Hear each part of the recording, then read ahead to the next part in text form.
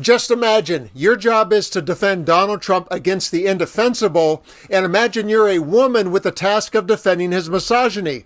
That's the exact scenario that happened today, and it did not go well, and I have the story for you next. And the question that Donald Trump's press secretary fumbled in trying to answer was, how do you explain it? How do you explain why he is reposting content from QAnon and this misogynistic content? And I'll have her botched answer in just a minute, but first some context in what led to that awkward media moment. First up is the egregious misogyny that was shared by a 78-year-old man, a former and potential future president with millions of worshipers who hang on his every word, in a post that a 9th grade boy who was rejected by his crush and started a rumor would be proud of. Trump shared an image of Kamala Harris and Hillary Clinton on Truth Social.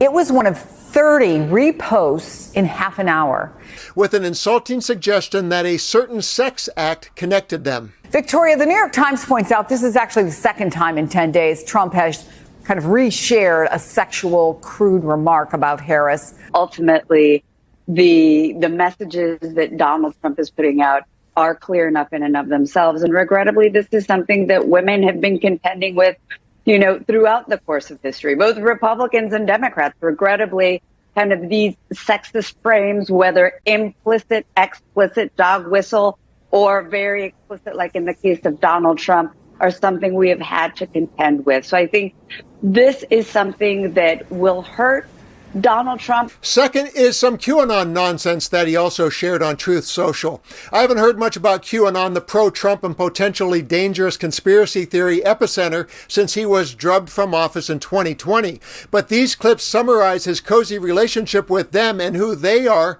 followed by a summary of what he shared. Can you talk about what you think about that and what you have to say to people who are following this movement right now? Well, I don't know much about the movement other than I understand they like me very much, which I appreciate. Donald Trump is the president of the 1776 president.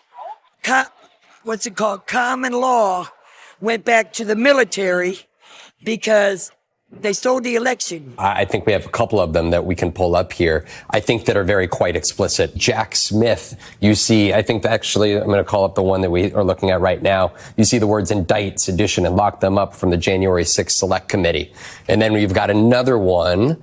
You see there Jack Smith with the text, quote, he should be prosecuted for election interference and prosecutorial misconduct. You have President Obama with the text that calls for, quote, public military tribunals of Obama and others. And now that you're up to speed on context, here's the moment that CNN's John Berman put Trump press secretary Karoline Leavitt on the spot to defend the indefensible, and watch how she veers left and veers right to avoid answering the question, both as a spokesperson and a woman. But I do want to ask you again, the social media content reposted by the Republican nominee in the last 36 hours, how do you explain it? How do you explain why he is reposting content from QAnon and this misogynistic content?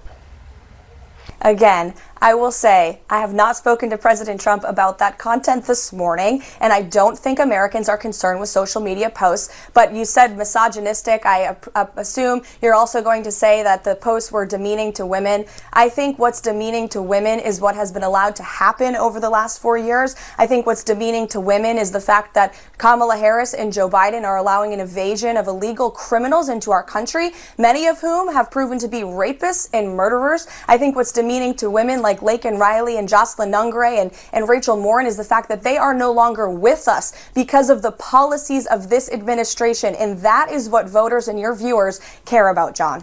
Well, look, I think the voters can care about a number of things. And when there's content being reposted that uses QAnon slogans, and when there are these sexist, misogynistic posts, it's interesting to me that you don't think they're bad. You have no problem with them. I didn't say that. I said that I don't think voters care. I think that voters care about the. I said I care about what's happening to our country right now. I care about the fact that as a new mother, baby formula is 30% higher and costs more than it did under President Trump. I care about the fact that we have a vice president today who wants to be the president of the United States that hasn't sit down for an interview in more than 40 days to explain her positions. It is never a good thing when someone in the position of power and influence uses misogyny as a wedge, and it's incredible that in 2024 so many people will not push back on it because they're part of an ideology where silence on such things is part of membership, or worse yet, repeating it is a form of currency on social media.